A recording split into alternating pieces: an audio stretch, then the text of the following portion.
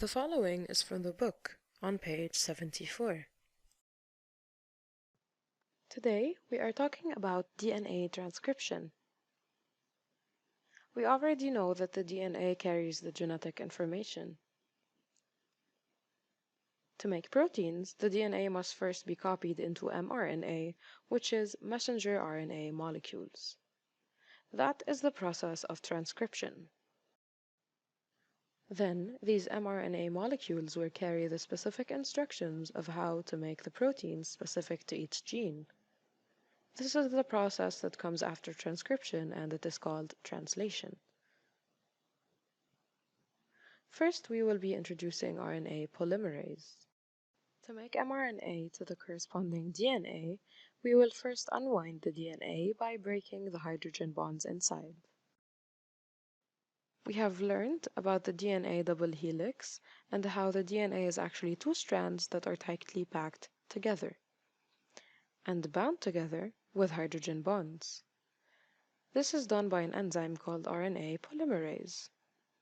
It allows the double helix to fall apart and gives access to the DNA molecules.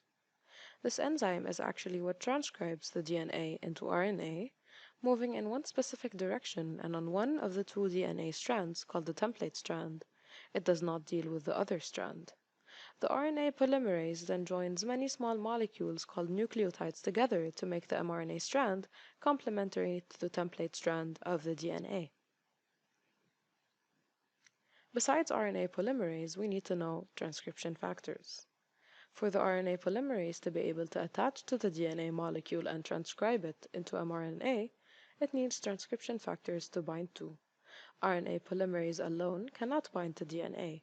It can bind to transcription factors, which in turn bind to DNA. Positive transcription factors bind to DNA and also bind RNA polymerase. This allows transcription to occur. Negative transcription factors do the opposite. They bind to DNA and block RNA polymerase from binding. This prevents transcription. This is a simulation where we will perform the process of transcription. Here we have the DNA double helix. This part of the DNA is the gene that we are concerned with and will try to transcribe into mRNA. We discussed that the RNA polymerase performs the transcription, so I will add it here to the DNA. We see that it does not bind and it easily dissociates. Transcription will not take place. We also discussed that to allow RNA polymerase to transcribe DNA, we will need a positive transcription factor. I will add a positive transcription factor and see what happens. I will add it here to the regulatory region, which comes before the transcribed region. The transcribed region is the region of the gene that actually codes for a protein.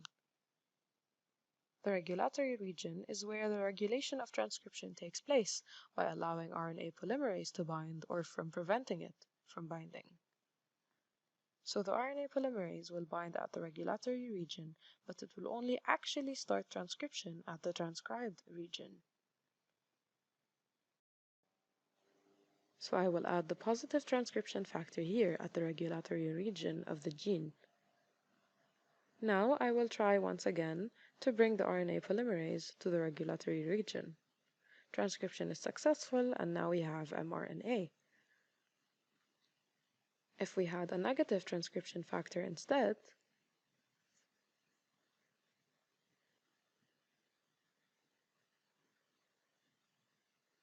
we will see that RNA polymerase will not bind to it.